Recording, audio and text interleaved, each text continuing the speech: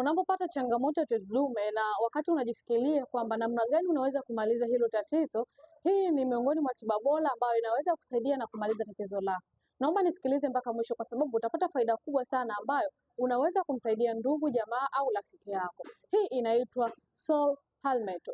Ni miongoni mwa tiba asilia ambayo inaweza kusaidia kwenda kupunguza tezi dume.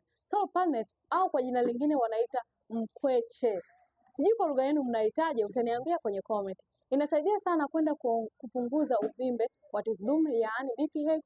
Inaenda kupunguza athari za mkojo katika tezi dume, yaani kama unakojoa lakini unashindwa kumaliza mkojo wakati wa kujisaidia, lakini vile vile inapunguza pia athari ya tezi dume. Najua unateseka sana, huenda unaogopa hata kufanyia upasuaji juu ya tatizo lako, lakini kupitia program maalum za Madam Lailat kwa kutumia tiba zake asilia, vyakula vinaweza kusaidia kwenda kumaliza tatizo lako ndani ya siku 30 mpaka siku 90 mfululizo. Usiogope kusema changamoto yako kwa sababu hiyo ndio sehemu ya msaada wako. Usiache kufollow, kushare na kulike video zangu ili kuendelea kujifunza.